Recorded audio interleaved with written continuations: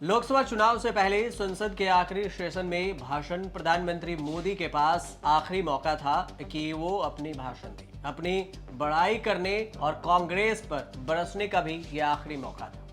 राष्ट्रपति के अभिभाषण पर चर्चा के बाद प्रधानमंत्री मोदी के बोलने की परंपरा है। लोकसभा के बाद राज्यसभा में इसी परंपरा के तहत भाषण भी हुआ। कुछ अपनी बात कही गई, कुछ कांग्रेस पर बरसा गया और कुछ कांग्रेस को सुनाया भी गया।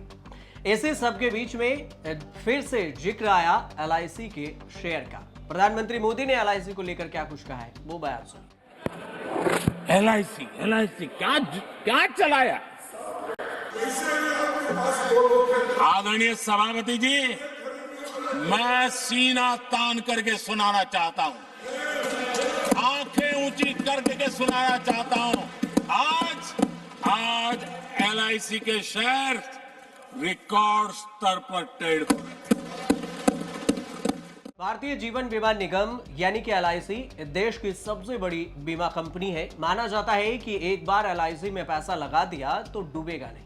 जीवन का भी बीमा और निवेश का भी बीमा, यही खासियत है एलआईसी की। करीब 6 करोड़ 50 लाख लोग एलआईसी के बीमा पॉलिसी लिए हुए हैं। लोगों के विश्वास का कारण है कि एलआईसी में सरकार की हिस्सेदारी है 96.5%। मोदी सरकार एलआईसी को शेयर बाजार लेकर आई। मई 2022 में एलआईसी के आईपीओ का बहुत हाइप था क्योंकि देश का सबसे बड़ा आईपीओ था। शेयर बाजार में पैसे लगाने वालों ने जमकर पैसा लगाया, लेकिन जब लिस्टिंग हुई तो 949 वाला शेयर 867 पर लिस्ट हुआ। लोगों के पैसे डूब गए। हल्ला मचना शुरू हुआ कि सरकार ने एलआईसी को डुबो दिया। गिरते गिरते 530 रुपए तक पहुंच गया। उसी बीच राहुल गांधी ने अदानी का मुद्दा उठाया। आरोप लगाया कि सरकार एलआईसी में जमा पैसा अदानी को दे रही। राहुल गांधी के आरोपों के बाद एलआईसी शेयरों को इतने झटके लगे कि 949 का शेयर गिरकर 530 रुपए पर चला गया। एसबीआई देश का सबसे बड़ा पब्लिक सेक्टर बैंक है। क्या अदानी ग्रुप को बचाने के लिए एलआईसी और एसबीआई को ऑर्डर दिया गया? एलआईसी ने खतरों से भरे अदानी ग्रुप को इतना बड़ा एलोकेशन क्यों किया? प्राइवेट फंड मैनेजर जो ज्यादा रिस्क लेते हैं, उन्होंने भी ये नहीं किया। जब इन बातों से पर्दा उठेगा तो पता चलेगा कि उनके फायदे में न सिर्फ आपका लेकिन देश का कितना बड़ा नुकसान हुआ। गौतम अडानी पर बड़े कर्जे बकाया है। 2023 में सरकार के खिलाफ कांग्रेस समेत पूरे इंडिया गठबंधन ने अविश्वास प्रस्ताव पेश किया। तब भी एलआईसी का शेयर डूबा हुआ था। मोदी ने सरकारी कंपनियों को बर्बाद करने का आरोप कांग्रेस पर मढ़ते हुए HAL, एलआईसी जैसे PSU शेयरों में निवेश करने का गुरु मंत्र दे दिया। जिसका बुरा चाहते हैं वो कैसे आगे बढ़ता है, मैं तीसरा उदाहरण देता हूं।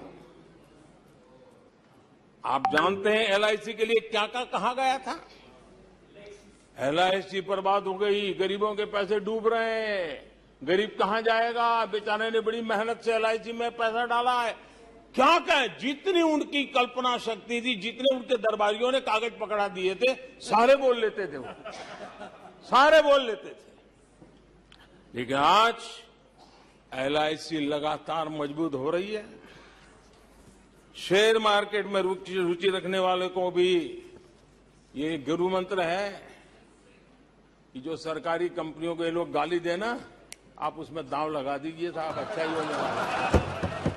मोदी के कहने पर इतना असर हुआ कि सरकारी कंपनियों के शेयरों में तेजी के पंख लग गए। दोबारा संसद में मोदी ने जिक्र किया, तब एलआईसी के शेयरों में तेजी का तूफान मचा हुआ है। पहली बार शेयर हजारों रुपए के पार हुआ। मोदी के भाषण के बीच तूफानी तेजी के बाद एलआईसी के शेयर 1050 रुपए पर बंद हुए।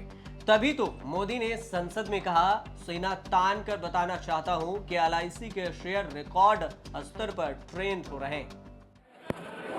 एलआईसी क्या क्या चलाया। आदरणीय सभापति जी, मैं सीना तान करके सुनाना चाहता हूं, आंखें ऊंची करके सुनाना चाहता हूं।